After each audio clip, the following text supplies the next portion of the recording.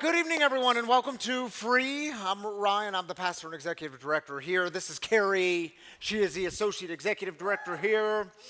Welcome to all of you online people. And just before we get started at all, online people, don't forget, and is it 3 weeks from tonight? It's December 6th, first week of December. We'll be live streaming the 5 o'clock service. So join us 2 hours earlier than you're joining us right now. We will not live stream the 7 anymore. We'll live stream the 5, but still both services will be in person. So no worries there, but online people, that affects you. Should I remind them who we are? Yes. Okay. We are a community for addicts, loved ones of addicts and spiritual refugees. And what we do here is break the silence of addiction and create space for healing, recovery, and spiritual connection. And there's always one thing we don't do in this community. You can shout it out on the count of 3. 1, 2, 3. We don't do shame. Look what one of our board members presented me tonight. Speaking of shame, this is called Shame Be Gone. Now, let me tell you what it does, though. It removes and repels even the deepest regrets. 4th, 9th step, anybody? Okay, it's great for texting your ex, last-minute shopping, present procrastination, and more. The holidays are coming, but this is the best one. Now in family dinner strength. So if anyone needs some shame be gone, if anyone does shame tonight, Carrie tells me I have to just start spraying people, anyone who does shame. I think you should have been sprayed last service, but that's all right. I mean, only to me, but that's all right. Well, it's okay to you, though. That was all right, but now I know what's going to happen, right? So I'm going to do this correctly because I did not do it correctly at the 5 p.m. But if you guys are new with us tonight, welcome. We are glad that you're here. Yeah, right? Welcome, everyone. Oh my God, I love this enthusiasm. That's fun. Energy. It makes my job so much more fun. Come see these people after, the fun crowd over here. They would love to get you hooked up with one of our welcome bags. Inside the welcome bags, you'll find some fresh roasted Wagon coffee by the extraordinary Tammy Canaday and her women at Wagon Coffee. You'll find some free merch, sorry. Fresh merch. Tastes so good. Okay, where's the sprayer? No, sorry. Sorry. All right. So there's free merch in the bag, as well as our Connect card. The Connect card is how you get signed up for our newsletter. You find out all the different events we have coming up throughout the week, throughout the month, and you get signed up to see who our guest storyteller is each month. So find the fun crowd up here. Kai and Ron would love to get you a bag after service and get signed up to our newsletter. And if you were signed up to our newsletter, you would know what is happening tomorrow. So Zach Bloom is hosting, it's a kind of a rebrand to the original way, back to basics and he's kind of throwing in some like self-help coaching, like career coaching. It is absolutely free tomorrow from 9 until 2 in the cafe. He will go through all 12 steps in one day, as well as some like career coaching or like motivational coaching, spiritual kind of coaching. If you need more information, you can go on our website. It is on our website, or you can scan that QR code. It is free to attend and lunch is included, but you do need to register. I think that's it on that one, right? Yeah. Okay. And next, friends, if you guys remember, so Ryan and I now for the past 3 years, we have done some sort of activity around Advent, and we are going to do it around, or again this year, and we're going to do it on Thursday, December 4th, in the cafe from 6 to 7:30. You do not need anything to attend. You can just show up. We are doing a potluck, so if you would like to contribute, that's amazing, but don't feel like you have to do something. You can just come for company, and usually there's more than enough food. We do ask that you register. Again, it's totally free, and Ryan would love to remind you all what Advent What is that? I don't know what is it. Well, maybe you need to come on the 4th and I could explain it to you. Maybe I'll come. No, can you all believe it? The holidays are coming again this year. It's almost like it happens every year. Advent, though, and I know we get a little fuzzy on this sometimes, so it's actually a really important season. It's a season of the church calendar, and Advent is just the simplest way to talk about it. It's the 4 weeks leading up to Christmas. So it's a time when you would prepare the heart, a time of anticipation for the new thing to come, the arrival of this baby boy and what that means to us, to the world. And so, believe it or not, Christmas is more than just about like a Christmas tree and presents. Right. Even though those are great things, but it is a little deeper. And so this is the kickoff of the Advent season. I hope you join us. It'll be all kinds of fun and I hope meaningful. And not necessarily the kickoff, because the Saturday before. That's true. But anyways, we have Sarah Hornbuckle the Saturday before, Yep. truly kicking off the Advent season. And that is all I have for you, my friends. And thank you, Carrie. And December is going to be jam-packed full of all kinds of good things. We'll say more about it next week, but we have the Ha-Ha Holidays coming up where we partner with the Phoenix and do a comedy night. We'll also do our second annual Christmas party in the parking lot where I hear Santa Claus himself with Mrs. Claus is going to make an appearance, but it'll be fun. I hope you bring the kids, bring the family. We'll have all kinds of fun. Everyone's invited. You'll hear more about it next week. Shall we get on with celebrations? Yes, it's the way we start here at Free on a Saturday night. We start with lifting up the good, celebrating the good. Maybe you are here and you're celebrating a sobriety anniversary or a birthday or whatever the new thing in your life of recovery is. We celebrate it all here. We take 3 minutes for this, and if you're online, drop your celebration in the YouTube comments or the Facebook comments, wherever you're joining us from. And if you're in the house, just raise up your hand. Mark will get you a mic on this side, and Carrie will get you a mic on this side. This time is yours. Today we got someone here named Jaslyn, and it's her birthday. Happy birthday, Jaslyn! And where's Jaslyn? Oh, Jesley. Get it right, Jasley. Jasley. Happy birthday to you. I'm glad you're birthday. here. Sorry to make it so awkward.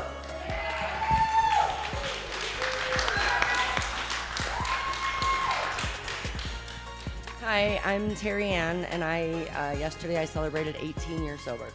Happy 18 years, Terry Ann. Hi, my name is Jaden Kennedy. This is my first time here. I'm celebrating 46 days sober today. All right, dude. Glad to have you here. Happy 46 days. Welcome.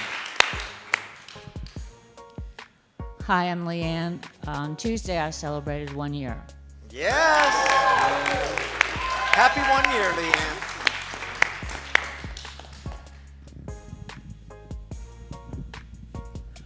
Hi, my name's Ron, and Tuesday I just celebrated 29 years clean and sober. 29 years, Ron. Good Man, stuff. Good stuff. it was a big day on Tuesday. 29 years in 1 year. Big day. First talking about. Uh-huh. Hi, I'm Sarah, and yesterday I celebrated 50 days sober. Way to go, Sarah. Happy 50 days. I'm Katie, and on Tuesday I celebrated 30 days sober. 30 days. Woo. Man, it was not just another Tuesday, was it? My goodness.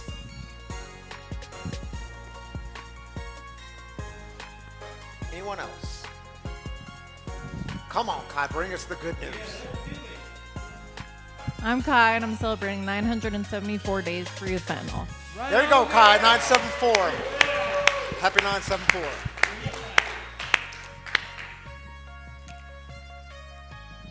Hi, I'm Nicole, and yesterday my son came home and said that he went and had his final conversation to join the Marine Corps. All right. We'll celebrate that. Can I celebrate my son? Yeah, yes. So my son, his senior varsity, they just won state today. So he wrapped up my entire career being a sports mom is now officially over, but they won it by winning state finals today. All right, way to go. What sport was it? Soccer, yes. Anyone else? Going once, going twice. Mark J., you want to join me up here, dude? Yeah. We got to celebrate with our online community. Thank you, Carrie, for being the best mic pastor we've ever had in this community, as Ever. well as Mark. Ever. It's just been a phenomenal evening. Hello. Did you grow at all? Out. The other way. Let's join with, you want the first online, Sure. our online community? This is from T. Gomez. New here, Colorado native, 15 years sober. Way to go, T. Congrats, Gomez. way to go. Glad you're here, dude. Happy 15. Talia says, celebrating my youngest son turning 11 this past week, and today I am celebrating 332 days clean and sober. Way to go, Talia. Good job, Talia. Good stuff. Donacina says 234 days sober. Way to go, 234. Keep on going. All right, brother, thanks for being up here with me. You're welcome, I'll sir. take that from you. You did it. You can do hard things. All right, y'all, we are, well, if you didn't join us last week, we kicked off a new series. We're doing this little 3-week series before we get into Advent. This series is called Heaven, Hell, and the Now. Last week we talked about heaven. This week I want to explore with you hell. How does that sound? Yeah, let's do it. Here's a little video.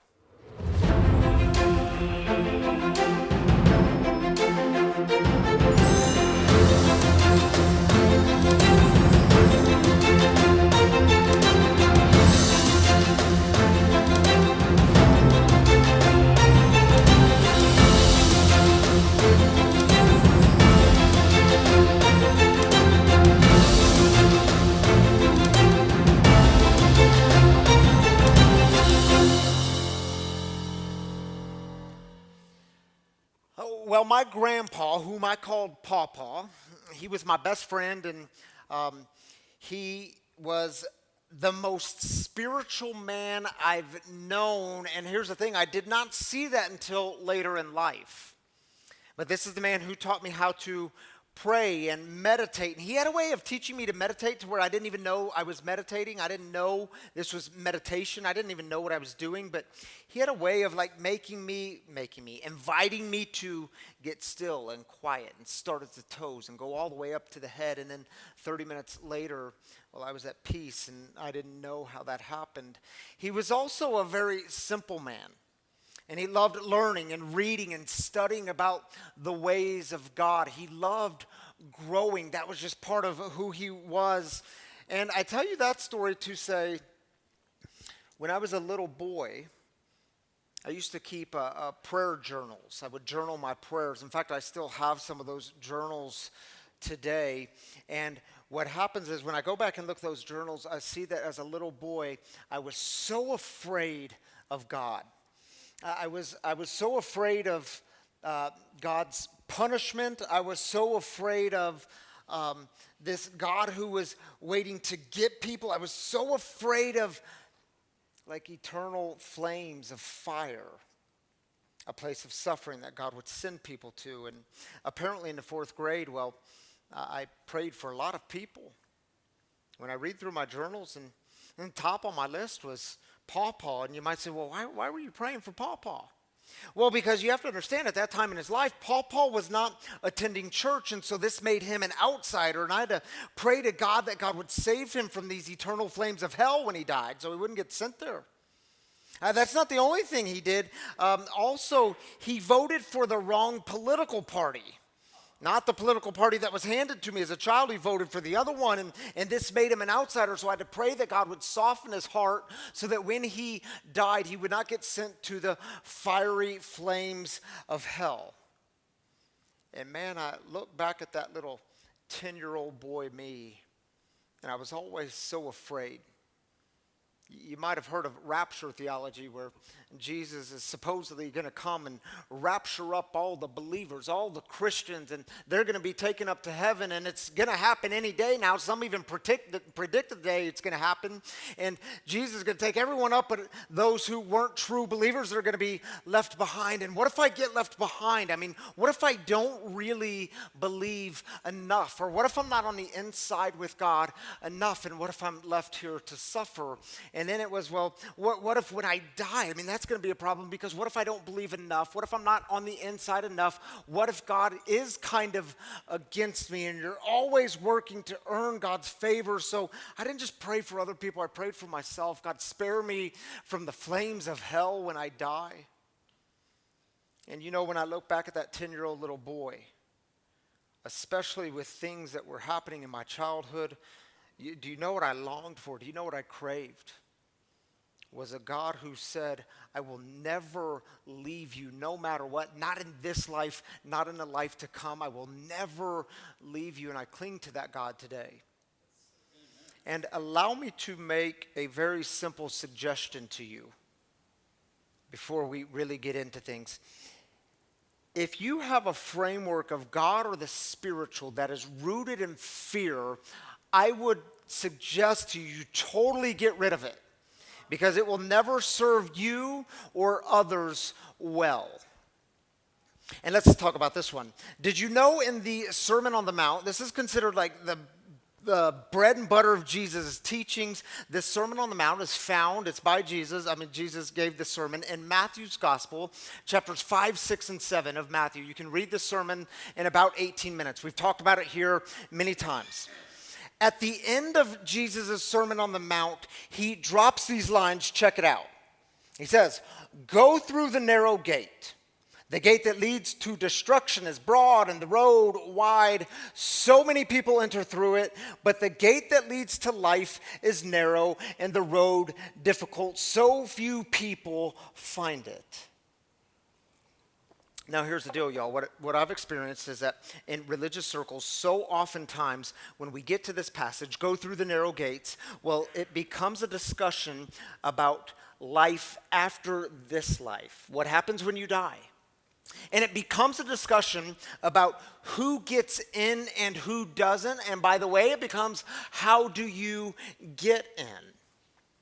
And y'all, the problem with so many biblical passages is we can find a way to read them and make them all about insiders and outsiders. And isn't it interesting? The ones reading these texts, they're almost always the insiders. They never see themselves as the outsiders. Like in high school, in the youth group I was involved in, we would go on these mission trips. We would get in a big van and we would travel to another city, and we'd go on a mission trip, which was honestly more like evangelism trips.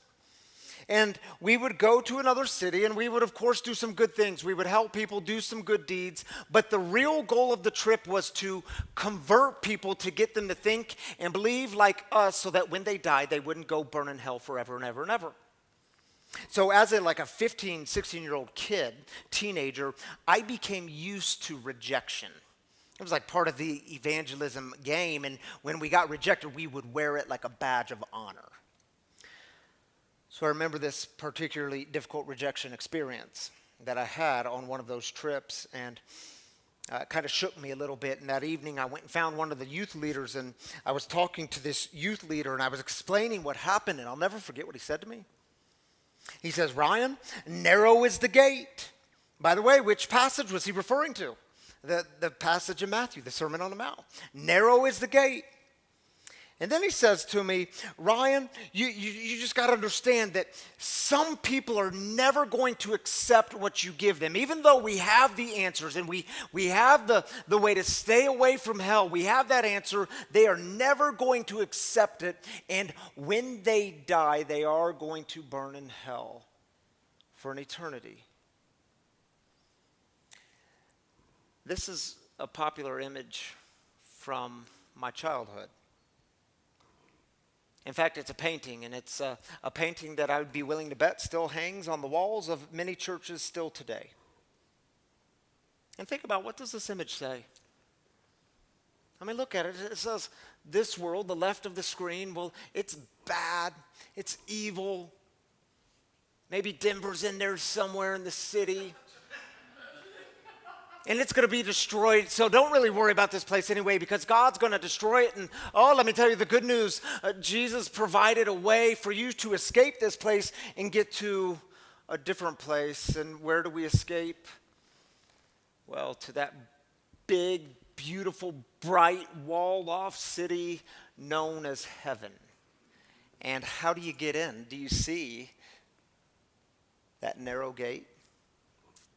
Yeah, you got to go through the narrow gate. That's how you get in. The rest of it is walled off. Now, if you have any sort of heart at all, I mean, doesn't a piece of you cry out like, wait a minute, well, what about all those ones falling off the cliff like little lemmings? And wait a minute, how did religious leaders find a way to convince people like me that this is actually good news and I'm supposed to believe this is good news? And y'all, I would tell you, if your spiritual goal is to leave this place to get to some other better place, then when it comes to the here and now, you are not really free, are you? Midway through my college career, I started asking questions of the religious system that was handed to me. If you've had a religious system handed to you in your childhood, I would suggest you ask it good and hard questions. Ask the questions. I started asking it questions like, well, wait a minute. What about all those people born in Thailand? I mean, they weren't given the Christian tradition or a Jesus tradition, and if they have any tradition at all, it's probably Buddhism. And God, you're just going to send all those people after they die, they go and burn in hell forever because they don't have the same belief of me and my people up here? Man, is that who God is? And wait a minute, what about Mahatma Gandhi? I mean, many people would say Mahatma Gandhi followed and taught the teachings that Jesus taught. Many would say that he was a man who was maybe close to God. He didn't identify in the Christian tradition. He came out of the Hindu tradition. And wait a minute. You mean when he dies, God's just going to send him to burn in hell forever and ever because he didn't have the same head belief as me and my people in America? God bless America. And see, I know that some of you here, some of you watching online right now or watching throughout the week, you come into this community with some religious baggage. And you come carrying in that baggage, and then you start beating yourself up because you're not sure exactly how to deal with that baggage, and you're not sure why you can't just lay it down and kick it. And I want to encourage you that sometimes if you were born and raised with some of this stuff, with your own baggage, you can't deal with it overnight, but you do got to deal with your baggage. But don't expect it to leave overnight. Sometimes it takes years to work through that baggage, so lots of grace to you. Another thing happened in my life 15 years ago. I became a poppy for the first time. I had a little girl. And I would have moments of holding little Selah, and I remember thinking to myself, man, how did I ever buy into that? How did I ever believe it? I mean, if we're God's kids, and now I'm actually a father, I have a kid, and I'm thinking to myself, is there anything she could ever do? Like, is there any rule she could break? Or is there any line she could cross, behavior she could do where I would say to my little girl, you know what, baby, I am so sorry. But you have crossed the line this time, and so I'm not going to just ground you or put you in a dark closet for a little while. There's no redemption here. It's not a redemptive punishment. You've crossed the line. I am now going to lock you in that dark closet, not just for a little while, but forever, where you are separated from everything meaningful. You're done. Could I ever do it as a father? And we have so many scriptures, so many metaphors in the scriptures that describe God as the good father, or even the good mother, like a mother hen looking over the city of Jerusalem, watching over it. And somehow I'm supposed to believe that this good father or mother, this good parent, is 1,000 times harsher than any good parent we would consider here on earth. Many of us would call it child abuse. And somehow I'm supposed to believe it's good news. And y'all, the scripture in my experience, it leads me to this very core belief that God is always about redemptive love.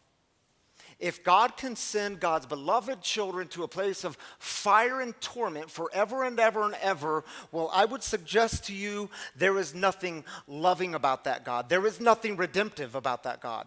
I would push it and say there is even nothing good about that God. And some of you are sitting here right now and you're thinking, whoa, wait a minute, Ryan. Come on now. Come on, Pastor. You're saying, well, I know Jesus talked about hell. Yes, Jesus did talk about hell. In fact, it's mentioned roughly 12 times in the New Testament, almost exclusively by Jesus himself. Are you ready for a little history? Oh, this is going to be fun. Because keep in mind, the New Testament is written in the Greek language. We have translations. The Greek word for hell, when you see hell in the New Testament, it is the English word Gehenna. Say it with me, Gehenna. Gehenna. Now check this out. Yeah, for anyone who says, no, I just don't believe in hell. Well, you actually do, because it was a very real place, a literal place. In the first century, it was an actual valley on the southwest side of the city of Jerusalem. In fact, if you were to go to Jerusalem today, you could go to this spot called the Garden of Gethsemane, and near the Garden of Gethsemane, you can stand and overlook the city of Jerusalem, and you can actually see this valley called Gehenna. Now, in the first century, the world in which Jesus was living and teaching and speaking, in the first century, this valley was a city dump. It was where they took all their trash, all the garbage from the city went in this valley. So in the New Testament, you'll see descriptions of Gehenna, and it is a place where the fire never stops because they are constantly burning their garbage. It is also described as a place where wild dogs come and fight over the scraps, and so you get the image of gnashing of teeth. So for Jesus' listeners, hell was an actual place. It was a heap valley, and they knew what he was talking about. Central to Matthew's gospel is this question. Sermon on the Mount is in Matthew's gospel. Central to the gospel is this question, and we talked about it last week. What must I do to inherit eternal life? And religious folk, contemporary ones in America, have interpreted that as life after this life. That is not what they were talking about. There was another way of saying, Jesus, what must we do to get the best, the fullest kind of life, the life you talk about, life that is connected to God? What must we do? Read through the Sermon on the Mount. Jesus says over and over, love your enemies, pray for those who persecute you. You want real life? Walk in the way of forgiveness. You want the best kind of life? Don't become the evil and the violence that you oppose. Now, you can imagine some of the crowds in the first century hearing that. They would say, yeah, Jesus, we're trying to get what you're saying, but don't you understand how tired we are? We have been trampled on by the Roman Empire, and it keeps happening, and they are making our lives absolutely miserable. And Jesus, how come you're not doing anything about it? And Jesus, you said you were going to come and change things. Well, when are you going to take out the sword? Where's your war horse? And Jesus, we want them to suffer. But not just suffer the way we have. We want it to be worse. We want them to be in Gehenna, the place of separation, the place of darkness, where the fire never goes out. And for Jesus, you could always choose this place. You could always choose a life of separation. Many did. And today still, many do. Talking to a room full of addicts and alcoholics and spiritual refugees, we know how to make a mess of things, don't we? We know how to choose darkness. We know how to live in separation. Jesus says, I know you guys think you want that, but what you actually want is real life. And you want real life? Go through the narrow gate. What in the heck is he talking about? Go through the narrow gate. Well, the ancient city of Jerash is in Jordan. I was in Jerash about 10 years ago. Jerash, it's one of the best preserved ancient Greco-Roman cities in the world. They've preserved it from the 1st or 2nd century. Here is a gate from Jerash. This is the entrance into the city, preserved from the 1st and 2nd century. Fascinating, isn't it? Now, you say, what's so interesting about it? Well, every city would have had an entrance like this, a gate like this. In fact, that wide middle gate, it would have had 2 swinging doors on it. And here's the way it would work. When the Roman emperor came rolling into your city, well, the Roman emperor would enter through the broad road, the broad gate. And following the Roman emperor would be all of his men, all of his armies, all of his war horses, the swords. Jesus always spoke in images that were relatable to the people. What might he have meant by saying, go through the narrow gate? Jesus was saying, don't be like the Roman Empire. Go through the other way. Don't go through the middle. Go through the narrow gate. Don't become like them. I know you want to get them back. I know you want to see them suffer worse than you have suffered. Some of you, you may even be tempted to join them. But you want real life. You want eternal life. Choose the other way. Choose the other gate. You must remember who you are in this world. You must remember who you are called to be. That's how the Sermon on the Mount starts. Do you remember it? He says, blessed are the hopeless. Blessed are the humble. Blessed are the peacemakers. Choose the narrow gate. What's Jesus doing at the end of the Sermon on the Mount? He's giving them a choice. He's giving them a choice. You can choose the broad gate, the one that leads to destruction, the one that might lead to Gehenna, or you can choose the narrow gate, a different way, a different path. And we are given that same choice, aren't we? We're given the choice. We can choose the path of destruction, or we can choose the path that leads to life, a different way, a better way. But here's the deal, y'all. God will never force you.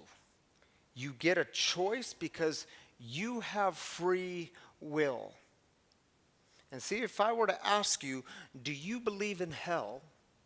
Many of you in this room, you would reject the notion of a place that you go after you die, a place that God sends people to suffer. You would reject the notion of getting there and seeing a little guy in a red suit with horns sticking out and holding a pitchfork. You'd say, I don't believe in that.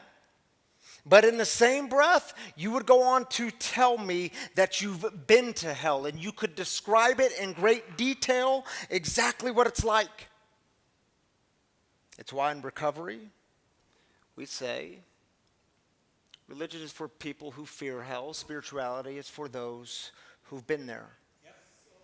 Because you've been there, haven't you? You know what it's like. You know that darkness of your addiction, the flames that just never seem to stop, and this kind of idea of fighting for the scraps of your life. And here's what we have to remember. God didn't send you there. Your addiction did. And me too. And do you remember that hell?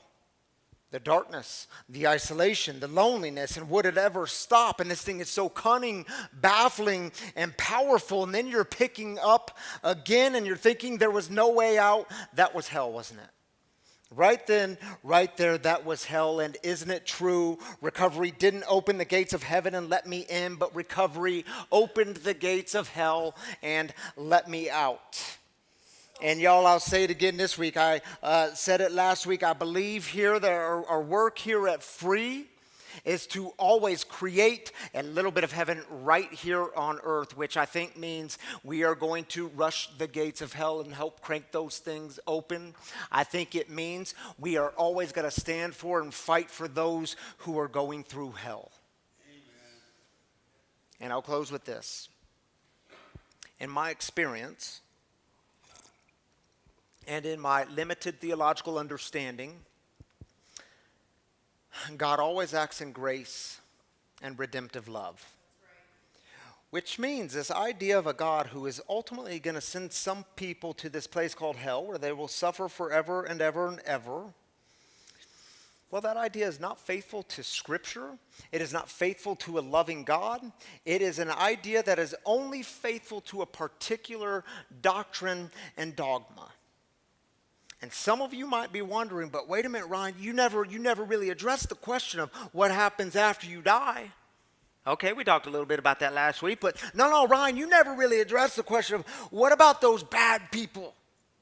What about those ones who just created hell here on earth and they spent a lifetime creating hell here on earth for other people, and you probably have names and images of people in your mind. What about them? And, well, what about you? What about you? And I do get the question. And, C.S. Lewis, he was a very good theologian. C.S. Lewis wrote some works that you're probably familiar with, like The Lion, the Witch, and the Wardrobe. Mere Christianity, he wrote. The Screw Tape Letters, that was another good one. Has anyone read The Great Divorce? A few of you in this room. If you haven't read The Great Divorce, I highly recommend it. C.S. Lewis in The Great Divorce gives us this really helpful metaphor. And in the book, he's exploring heaven and hell and this idea of what happens after you die. And he gives us this metaphor that the bus always comes around. And the bus arrives at this dark, dreary, gray town called hell. And the bus welcomes people to get on it. And then the bus travels to the foothills of heaven, and they're invited to get off the bus and even roam around, and then they are given the opportunity to stay. But in The Great Divorce, C.S. Lewis says that many of the passengers, they decide to leave heaven, get back on the bus. Why? Because heaven is just too real. It's too solid. It's too good, and they don't know what to do with the goodness, but they know what to do with the darkness, so it's just easier to go back. So could you, after you die, could you choose to stay in the dark, dreary town? Yeah. Could you choose to never get on the bus and go to the foothills of heaven? Yeah. Could you choose to go back even if you have tasted a little bit of heaven? Yeah, I believe so. You always have free will. But what I love about C.S. Lewis is he says the bus never stops coming around. In other words, God's mercy is never stopping to be extended. It's always being extended, but we as human beings, we do retain the freedom to refuse it. We can say no to it, but why would you? Forever? They're going to say no to love and grace and mercy and compassion forever? For anyone here who's battling to get clean and sober or to stay clean and sober, well, you know hell. You know hell. You might even tell me that you're there right now, which means we don't have to stoop to fear tactics. I don't have to tell you, well, you better straighten up or else God's going to get you in the end and you're going to be sent to that dark, fiery place. No, you know it. But it is worth you asking the question, what keeps you from staying? For those of you that tasted a piece of heaven, what keeps you from staying? And what keeps you going back to that gray, dark, dreary town of hell? And for anyone who's here who's battling this kind of religious baggage that maybe you brought in tonight, and it's given you a God who is filled with wrath and revenge and anger and abuse, and maybe it's put a fear of God or the universe in you that's just sucking all the life out of you, I want to remind you, God is love and God is always love. God will never force you into that love, though. God will never force you onto a better path. You get a choice in the matter. So which path are you choosing? And if you say, no, I'm good. Okay, which path are you choosing? Are you rushing the gates of hell to help crank those suckers open? Or are you just staying comfortable? You always get a choice which path, which life, which way will you choose. So here's what we'll do. We'll hear a song together. This song is called Reason to Live. It's by Citizen Soldier. And I would invite you to just take a moment and reflect. Reflect on which way, which path do you choose now. This time is yours.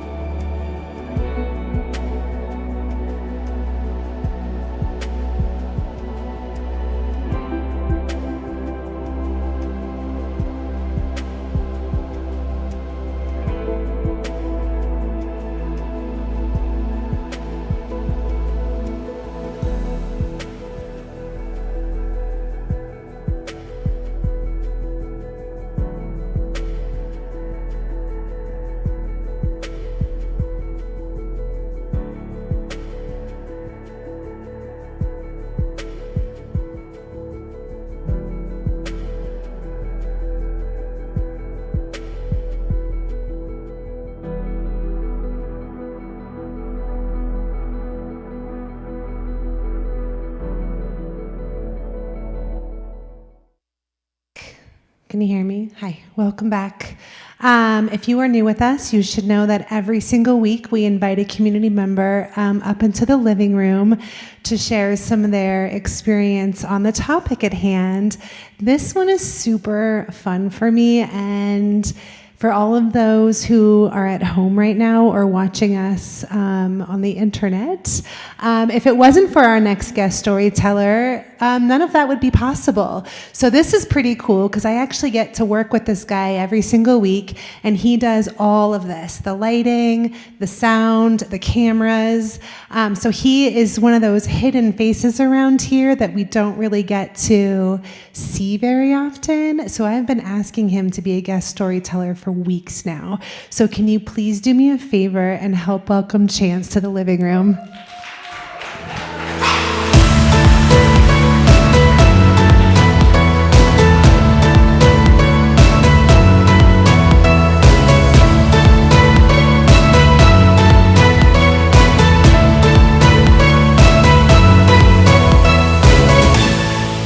Why are you hiding the shade begun? It's blocking all this. How does it feel to be in the living room, my friend, and not like hiding behind a camera? It's a lot brighter, that's for sure. So now, when I complain about how bright it is and you tell me to get over it, now it's your turn. Talk boss. So thank you so much for being up here tonight. I know I have asked you for several weeks now, when is it your turn? When is it your turn? And he made me, this is weeks now, right? And I would give him all the different topics. And he was like, nope, that one, nope, nope, nope. And he specifically said, oh, hell. He's like, oh, I know that one. I can talk about that one. So I am very grateful that you are with us tonight. Can you tell us a little bit about your addiction and what it was like in your own personal addiction of hell? So in like the biblical sense and things like this, and I've talked with Ryan quite a bit about this, is my religious background growing up was primarily non-existent. My mom really just gave me the option to kind of choose. She wasn't really too involved with it herself, and she had her hands full with me as it was. So it was just something that I was given my own choice. But I've never knew hell. Like, I had a very, very good growing up. I was very loved, and while we didn't have a lot, we did have a lot of love. And so, as far as a hell, it's just something I never really believed in. And I never thought, especially, that it would come from a place of addiction and the isolation and loneliness. I told myself through my younger years, my teen years, that I was never going to drink. I wasn't going to drink. My biological father didn't always set the example with that. He's still to this day struggling deep within himself. And unfortunately, my wife and I have both worked to try and get him into a better place, and it hasn't gotten there. And so I had to make the moves to separate my own self. But unfortunately, I'm kind of having to make that step to protect myself, my wife, my daughter, I'm seeing what he's feeling now is where I truly feel like I was at one point. But because I told myself I would never drink, I'd never be in this spot, I eventually kind of started running with a different group of people in my later teens.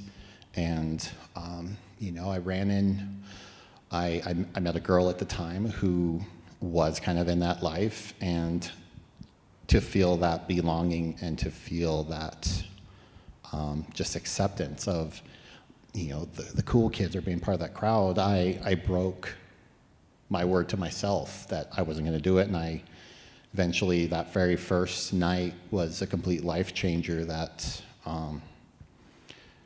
ultimately led to a very deep, dark path that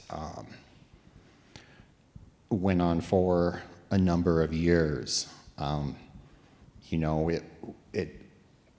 I never took it seriously. Like, I always I was always good at, I could always talk my way out of anything. I could always make things better no matter what I did.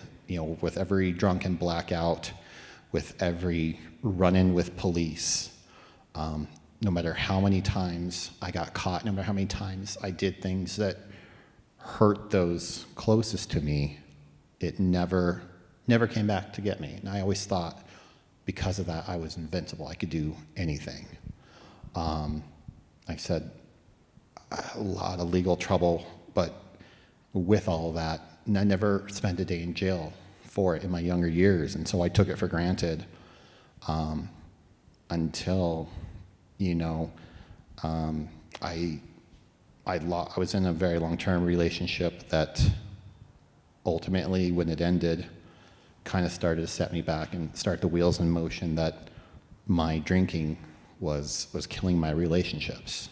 And it came to an even bigger head when I had a really bad day with a lot of drinking and not driving. After my relationship ended, I luckily moved in with a friend of mine who is one of us, and I can never thank him enough for what he did for me, but he never pressured me the entire time I lived with him. And then till one time after a really bad day, I hurt a lot of people. I mean, luckily in all my stupidness, I never physically hurt anyone. I never had car crashes. I never took a life. And that right there is a blessing in itself.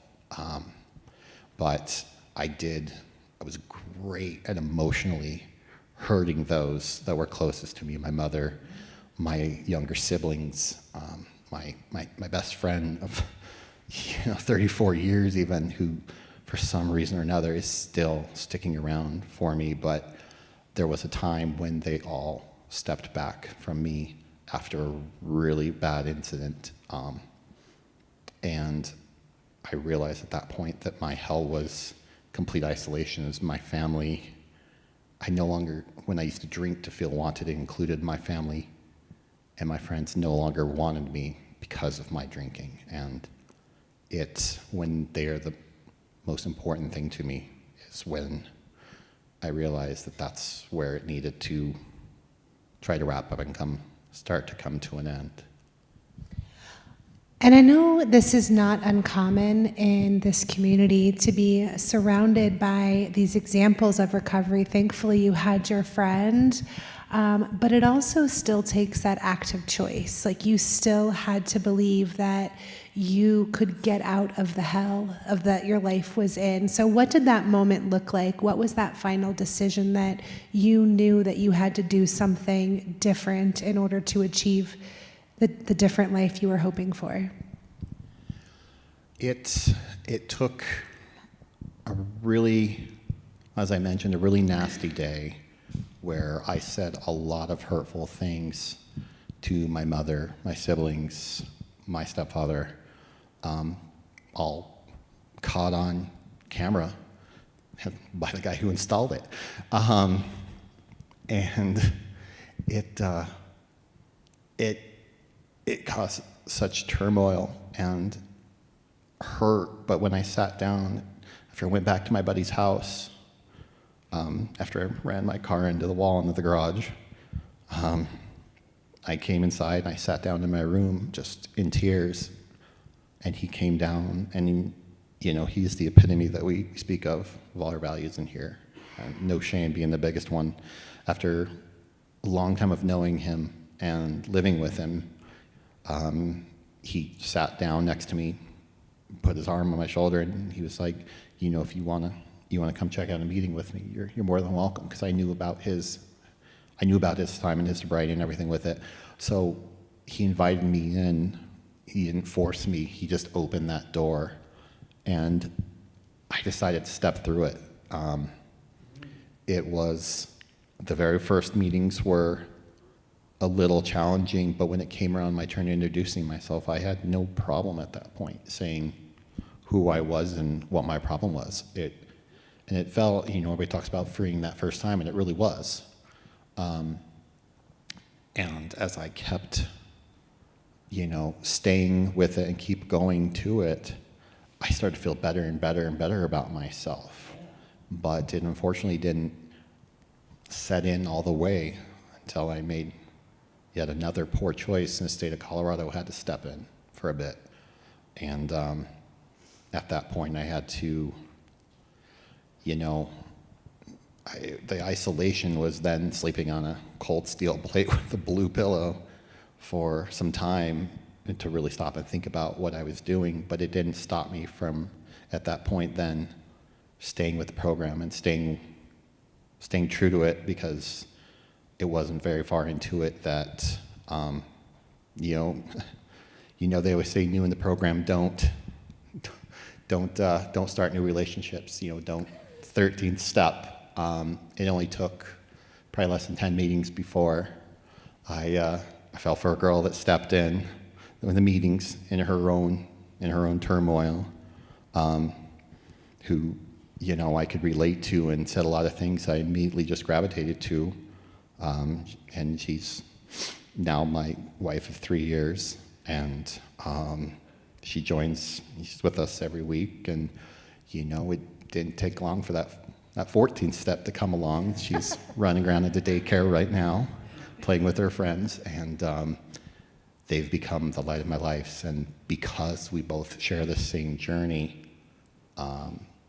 it's allowed me to be myself and continue on it and stay strong. My family had never been really, my family came back after I started to get clean, and they were, after telling me straight to my face that I was done, they finally started coming back and realizing that I was making a massive change, and they were here for the 5 o'clock service. And it meant so much to me. And to the point, I speak in front of people all the time. It doesn't bother me, but I almost broke down and cried in the first service because I knew my mom and my sister, my brother and my dad were all sitting there looking right at me as I was talking about these difficult times. And afterwards, they told me how proud of me they were. And I didn't always hear that a lot when I was younger. I even texted my best friend that I said I did a lot of bad stuff too. And he's like, I can't watch it live, but I'll watch the recording. I'm proud of you. Go get it. And that meant the world to me too, that even after all of this, I was still able to come back. I love that so much. And I know one of the reasons that you've talked about was the reason that you were able to come back is because you actually worked the program and you were able to find a higher power of your own understanding. And I know that that was a little difficult given your upbringing of not quite knowing what that looked like. So when you came into the rooms and they were like, find a higher power of your own understanding, what did that look like, and how did that change your relationship with your conception of hell? That was probably the biggest, well, I shouldn't say the biggest struggle at all, but it was definitely up there. I proclaimed myself because I am, I'm an engineer by trade. I'm very science-minded. I'm focused on the facts, and is one that I used to rile up my parents, who are now, my siblings, very devout Catholics. Part of my drunken rants would be pointing out how stupid I thought some of their beliefs were. And that was like the worst thing I could do. It was, I've said some awful words and things, but that's one of the worst things is attack beliefs, and I did it.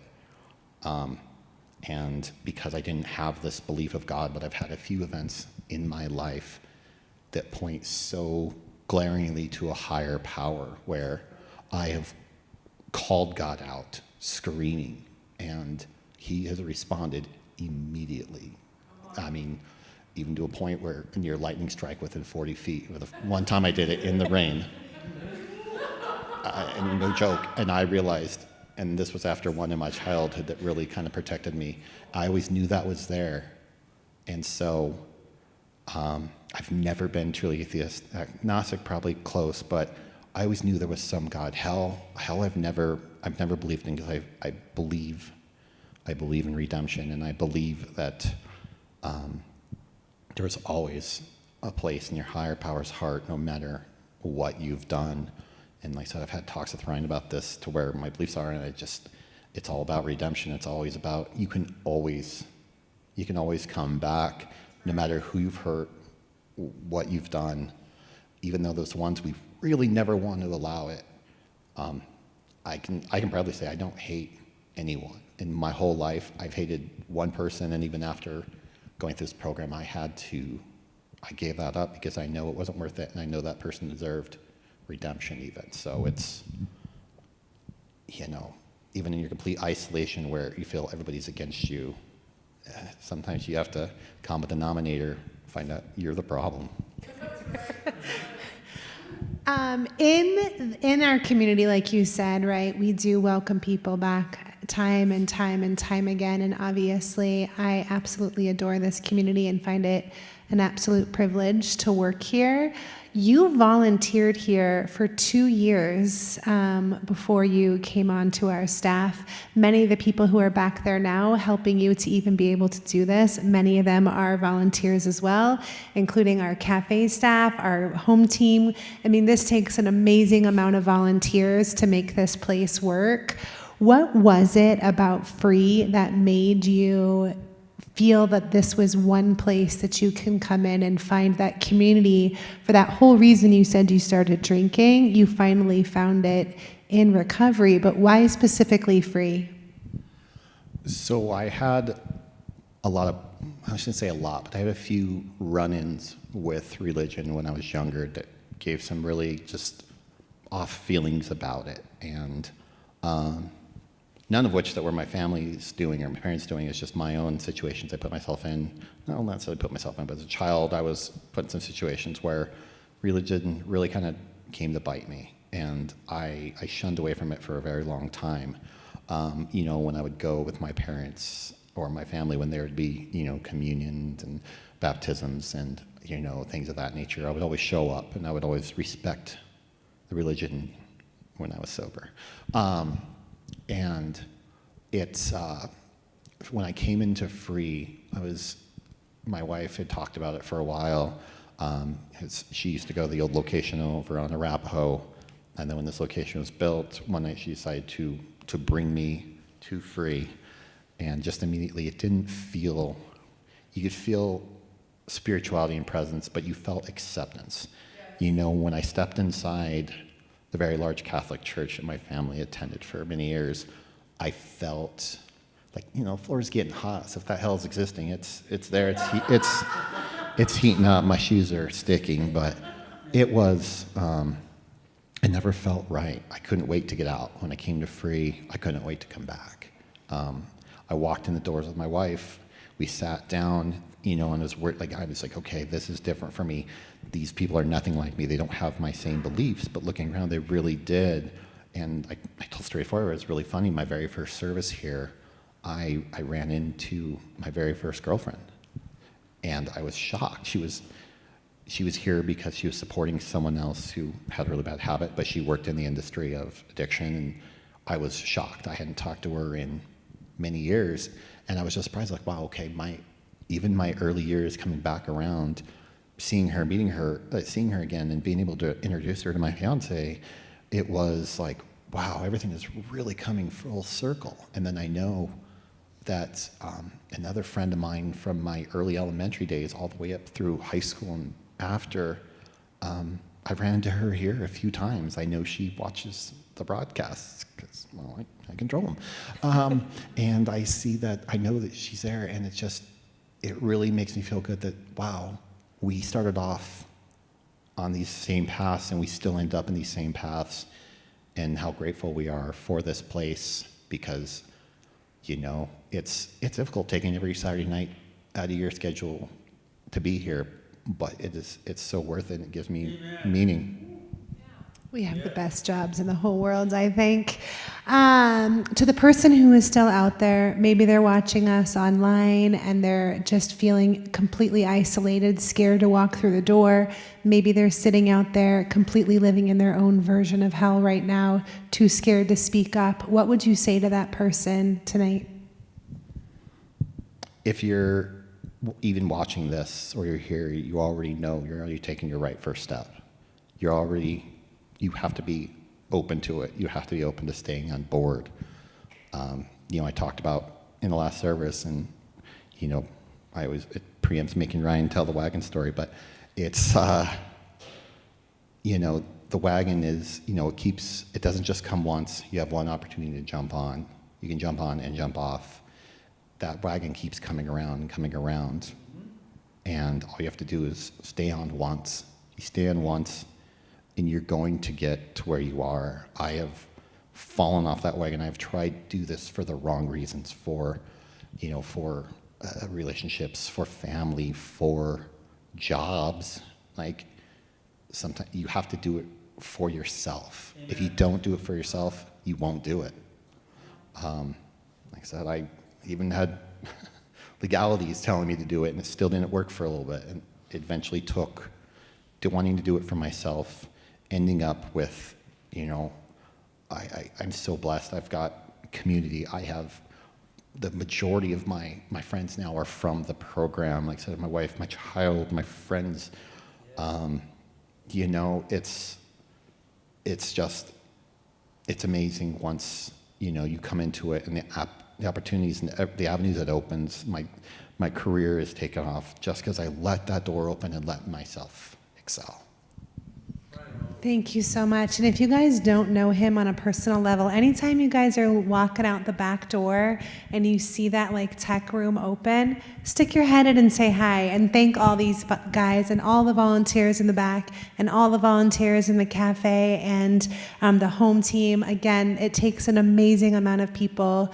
And we're going to have Ryan tell the wagon story again, because again, I do think it's the people who are on it who keep reaching out their hand, but you're going to have to retell that story for those who don't know it. So can you guys give Chance a round of applause? Thank you.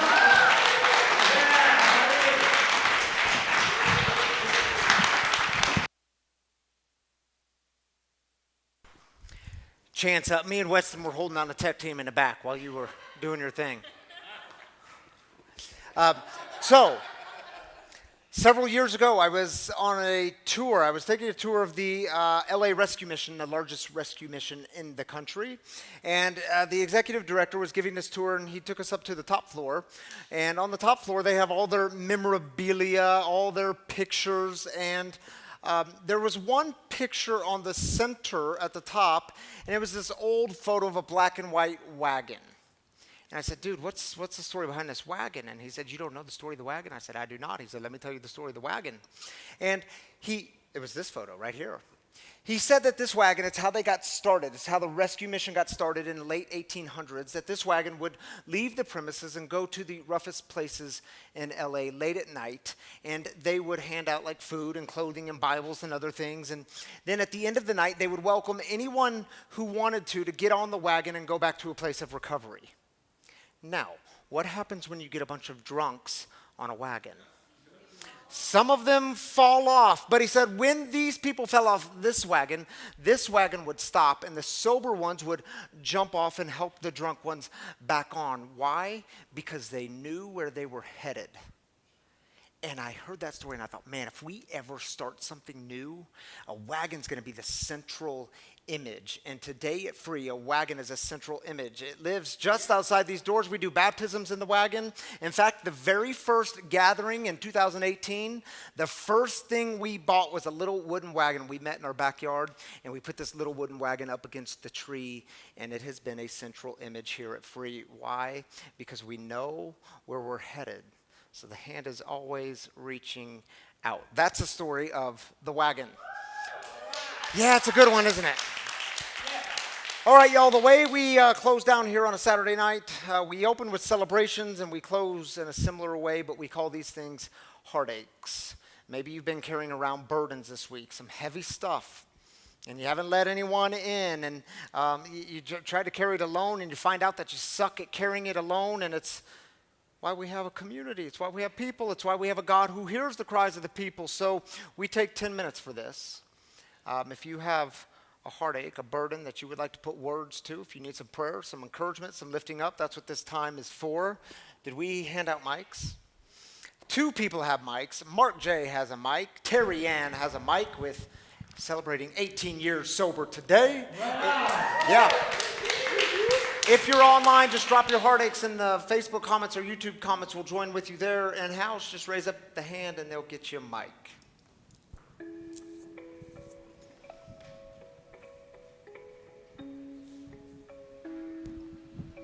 Hi again, my name is Jaden Kennedy. Last month, I was incarcerated in jail, and my nana, who was like a mother figure to me, passed away, and through my fentanyl addiction, I constantly just would blow her off. I would even pass her nursing home to go and pick up, and I just hold a lot of resentment in my heart for that, and I feel like I abandoned her, and I was in jail and couldn't say goodbye, and this is the woman who loved me and would call me her heart, and you know, I just am still grieving it, and you know, she's in the kingdom of heaven now, amen, and she's not blind or in a wheelchair anymore, but I just miss her dearly, and yeah. Thanks for sharing that with us, man. Lots of grace and peace and forgiveness heading your way. Yeah, man. Prayers for you.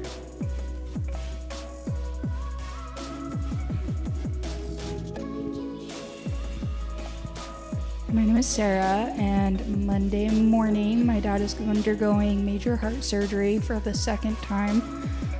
So just some prayers and thoughts about him going in the Monday. Yeah, prayers for your dad. This is Chance again. I don't want to do this at the 5 o'clock service because I know he hates public call-outs, but my father's having surgery this Friday, intestinal, and he's very private person, but just asking for prayers because, you know, anytime you go into the knife, it's always a little worrisome. So. Yeah. Prayers for your father, Chance.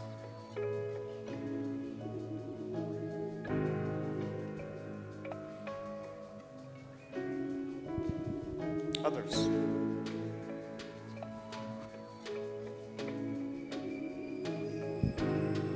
Well, my name's Mark, and today I was driving, and we pulled up on the side of the street, a little in the median, and this man was standing there in front of a makeshift shrine, and you could tell it was pretty new, and the man was grieving pretty hard, and we opened up the window, and I just said, "Who is it for?" And he said, "For Sean." So I didn't get the man's name, but we could pray for Sean and his family. Prayers for that man, Sean, and his family. Yeah, thank you for that, Mark. Anyone else? We got time for one more.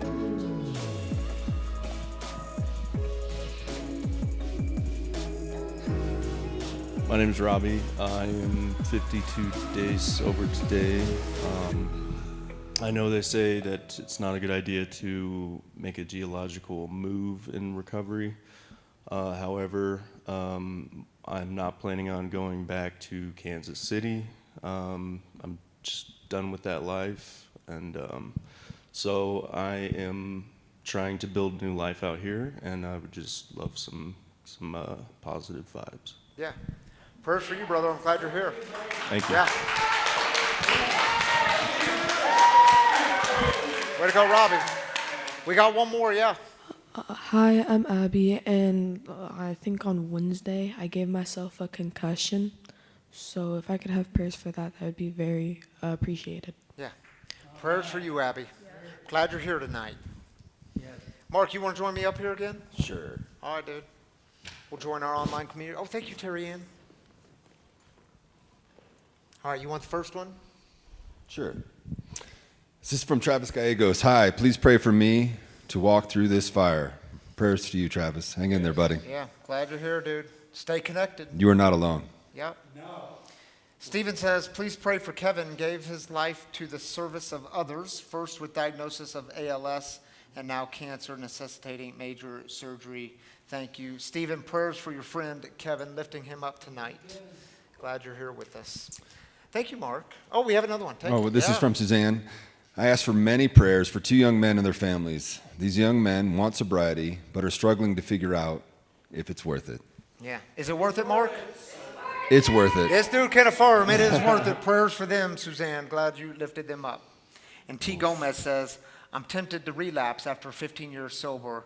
I need help. Well, Hey, I don't know what T. Gomez, what the real name is, or if your first name, but glad you're here. You're taking a first step. 15 years. Dude, we can always go, but we can taste heaven and go back to hell, but you don't have to, man. Stay connected. Reach out. Absolutely, and we're with you. Yeah, you're not alone, as Mark You are said. not alone. Yeah, glad you're here, dude. Thank you, Mark, for joining me up here. Thank you, Ryan. Yeah. We're going to pray? You want to stay up here and pray? Let's do it, dude. We'll hold on to this then, man. Let's stay up here. Can I tell them about giving first? Giving, yes. Many of you give in this community. People ask all the time, how are you funded here? We are funded by the people, the generosity of the people. So thank you to those of you who partake in that. If you want to donate to Free, there's a few different ways you can do it. You can download the Free Recovery Community app. It's free to download. All of our content's on there, Guest Storytellers. Anyway, there's a giving button. You can give one time or weekly, monthly, however you want to do it. We're grateful for all of it. Same thing on the website, freerecoverycommunity.com. There's a giving button there. And, of course, there's a giving kiosk for those of you in-house, just outside these doors. There's one outside these doors, one outside the back doors for cash and check. And don't forget about the kind kiosk. It's the one-tap, tippy-tap system. It's an easy, safe way to give. And seriously, y'all, we're very grateful for your giving. It makes a huge difference here. Thank you for being a part of it. Shall we go out with a prayer? Absolutely. All right, Mark, here, let's just open up our hands as a sign of openness. We can even hold hands. Brother in recovery. You are not alone. Yes, you are not alone. And we'll go out with the set-aside prayer. It's on the screen. If you don't know it, we'll pray it together. It goes like this. God, today help me set aside everything I think I know about you, everything I think I know about myself, everything I think I know about others, and everything I think I know about my own recovery, so that I may have an open mind and a new experience with all these things. Please help me see the truth. Amen, and grace and peace to you. See you next time. Thank you, Mark.